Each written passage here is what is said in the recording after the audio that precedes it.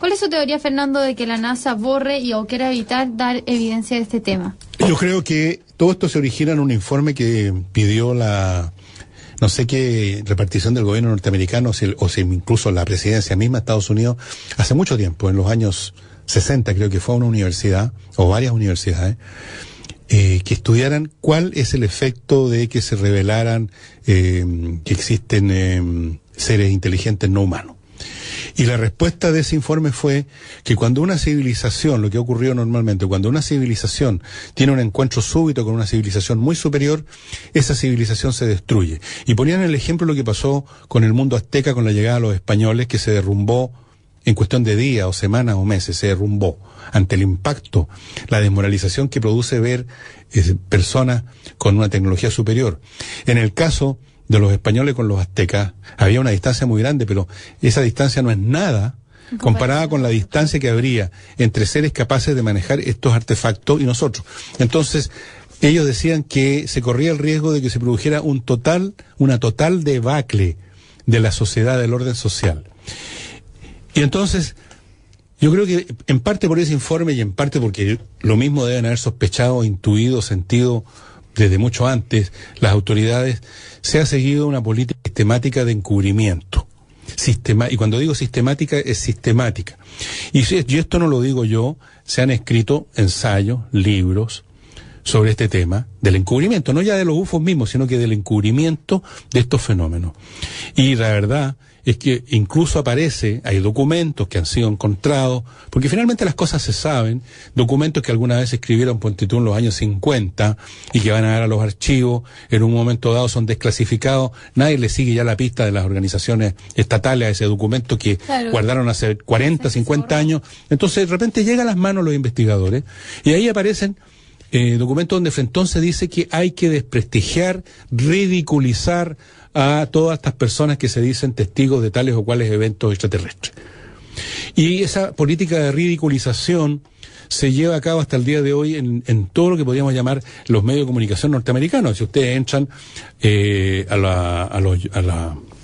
a los muchos clips que hay en YouTube de programas norteamericanos, de la televisión, de la Fox, de la Columbia, qué sé yo, donde se ha tocado en algún momento el tema, mire, automáticamente ustedes ven al hombre y a la mujer ancla muertos de la risa y mirando a la persona que viene a hacer estas revelaciones como si fuera un loco o un imbécil. ¿No será que también esa risa significa miedo o nervio de no saber? Yo creo que no, es un automatismo, además que es un automatismo facilón para hacerse el inteligente. Es como, mira la oportunidad que le dan a un periodista común y corriente de sentirse más listo que alguien, el hacerse el escéptico y que él no se traga estos cuentos, oye, mira qué tontería esto de los extraterrestres.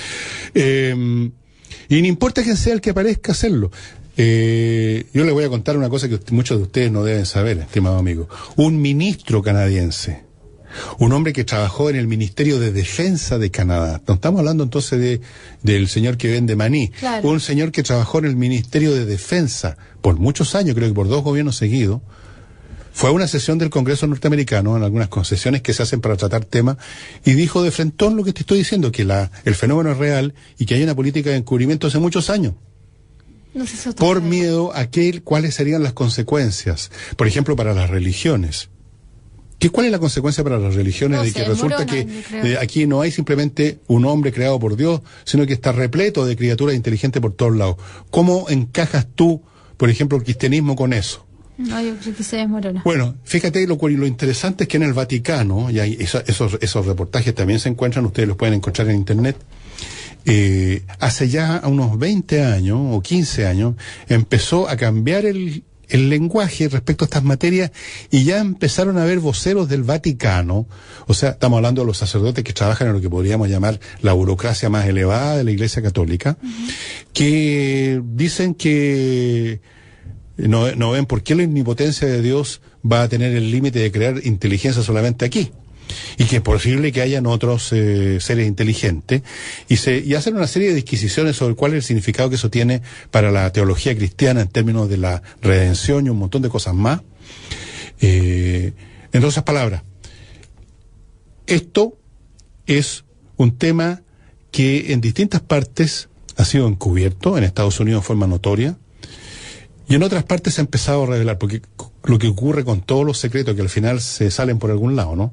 Porque finalmente los secretos los tiene que manejar alguien. Sí, pues. Esos alguienes empiezan a hablar, le cuentan a la señora, esos alguienes se jubilan, se ponen viejos, ya no les importa nada, o simplemente se les escabulló un papel, o había una secretaria que escuchó. Mira, los secretos finalmente se deslizan por todos lados. Bueno, y en varios países europeos esto se ha revelado. En Francia sacaron un informe completo que se llama el informe Cometa, donde está toda la investigación que hicieron. Ustedes lo pueden encontrar pueden bajarlo por PDF incluso, si saben francés, lo pueden leer entero.